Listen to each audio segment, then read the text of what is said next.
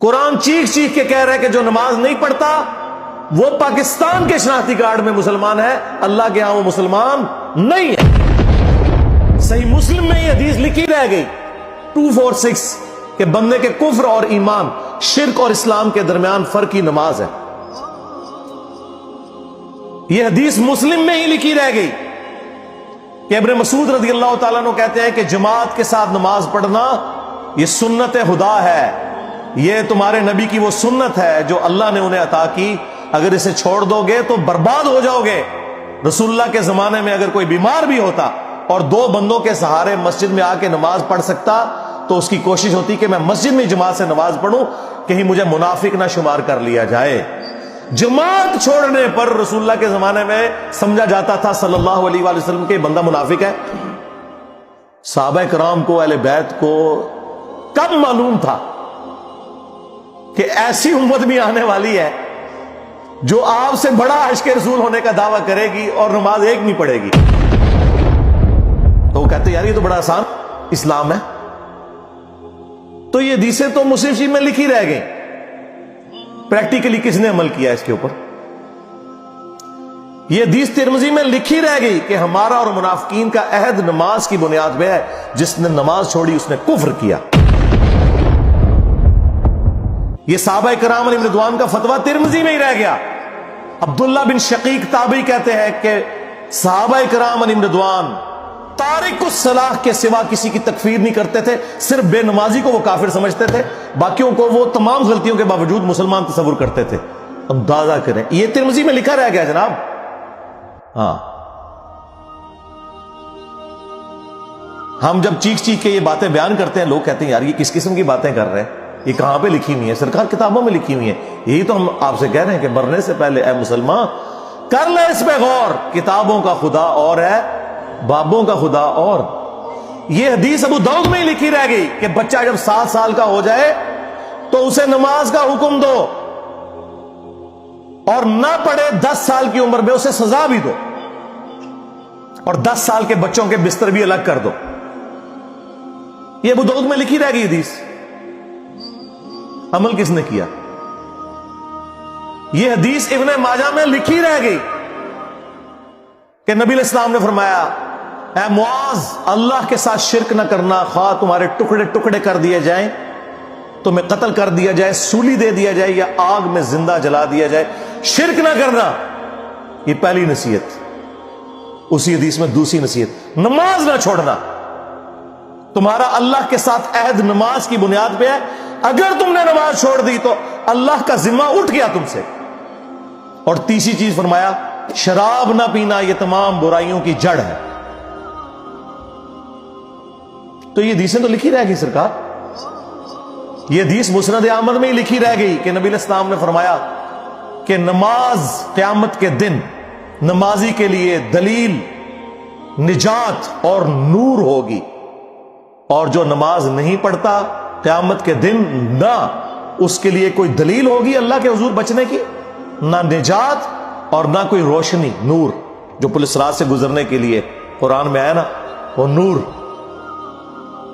اور پھر نبی السلام نے فرمایا کہ بے نمازی کا حشر اسی حدیث میں آتا ہے، فرعون، قارون اور حامان اور امیہ ابن خلف کے ساتھ ہوگا۔ ہاں جی، کچھ بھی ہے تیرے محبوب کی امت سے ہے۔ محبوب تو پہلے ہی بتا گئے ہیں کہ بے نمازی تیرا حشر تو فرعون کے ساتھ ہونا ہے، تیرا حشر قارون کے ساتھ ہونا ہے، امیہ ابن خلف کے ساتھ ہونا ہے۔ اور یہ تو میں آپ کو صرف ایک بات کر رہا ہوں۔ اب اگر میں قرآن کی توحید بیان کرنا شروع کروں تو قرآن کے پہلے صفحے کا ٹیسٹ دنیا کے کروڑوں مسلمان پاس نہیں کر سکتے۔ ایاک نعبد و ایاک نستعین، یہ قرآن میں لکھا رہے گا۔ ماشاءاللہ فجر کی نماز میں یہ پڑھ کے نکلتا ہے، اور مسجد کے ساتھ جو دربار ہے ریگولرلی حاضری دے کے اس بابے سے بھی مانگ کے گھر آتا ہے۔ تو کیا نماز تو پڑھی؟ تو مسلمان ہے،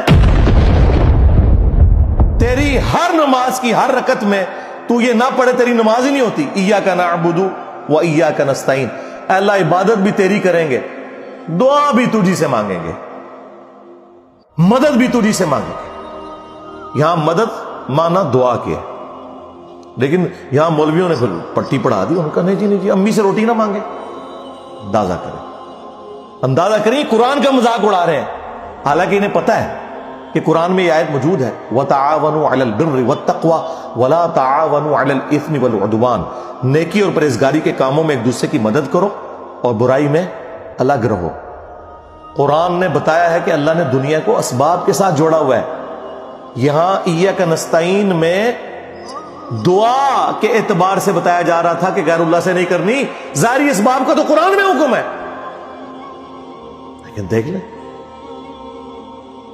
اور پھر جس شان سے اللہ تعالیٰ نے سورۃ النمل میں ذکر کیا، حیران کن بات آپ کو بتاؤں، اہل تشیع کے ہاں صبح و شام کی دعاؤں میں، سنت اذکار میں سورۃ النمل کی آیت نمبر 62 پڑھی جاتی ہے.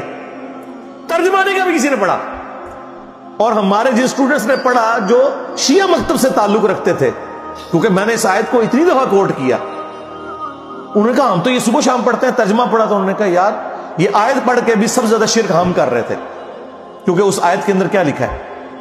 اَمَّن يُجِيبُ الْمُضْطَرَّ إِذَا دَعَاهُ، بھلا بتاؤ کون ہے جو تکلیف میں گھرے ہوئے شخص کی فریاد کو سنتا ہے، وَيَكْشِفُ السُّوءَ، اور اس سے اس کی برائی کو، تکلیف کو دور کر دیتا ہے، وَيَجْعَلُكُمْ خُلَفَاءَ الْأَرْضِ، اور تمہیں اگلوں کا خلیفہ کرتا ہے زمین پر، تمہارے ماں باپ کے مرنے کے بعد تم، تمہارے مرنے کے بعد تمہاری اولاد کو.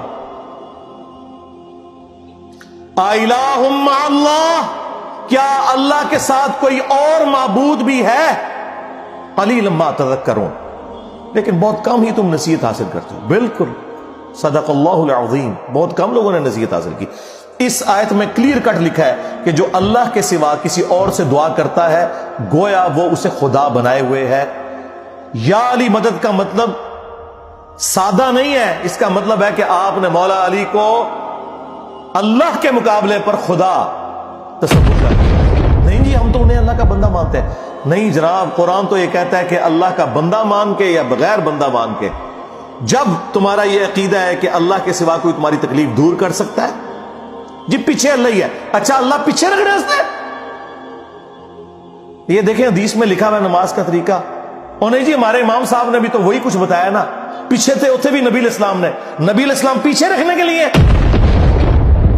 میرے نبی صاحب ہے ہی کوئی نہیں، تیرے بابے تھے شاہ ہی کوئی نہیں. اللہ پیچھے، رسول پیچھے، آگے تمہارے بابے.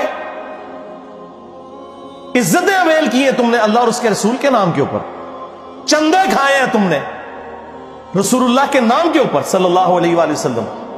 سواریاں سوار کی ہیں تم نے مکے اور مدینے کے نام کے اوپر، اور غداری کی ہے اپنے دین کے ساتھ. ممبروں پہ چڑھ کے کہتے ہو قرآن و حدیث ڈائریکٹ نہ پڑھنا، گمراہ ہو جاؤ گے. واہ، یہ کوئی یہودی یا نصرانی آ کے بات کرے ہم منہ توڑ دیں. جس طرح آج آگ لگانے کے اوپر قرآن کو ہمیں کتنا غصہ چڑھا ہوا ہے. تیرا مفتی ہر جمعے کو کھڑا ہو کے کہ قرآن اور بخاری ڈائریکٹ نہ پڑھنا، گمراہ ہو جاؤ گے. آگ تو یہ لگا رہا ہے، وہ آگ تو ایک دن تھی، اس سے کوئی فرق نہیں پڑا. قرآن کے ملینز آف کاپیز دنیا میں موجود ہیں، ملینز آف حافظ قرآن ہے. قرآن کو کوئی آگ نہیں لگا سکتا، دنیا سے ختم نہیں کر سکتا. اصل جو چور چھپا ہوا ہے وہ تیرے اندر چھپا ہوا ہے. جو یہ علماء ہیں، شیاطین، جنات اور انسانوں میں سے شیاطین، جو تمہیں یہ کہہ رہے ہیں قرآن ڈائریکٹ نہ پڑھنا، گمراہ ہو جاؤ گے.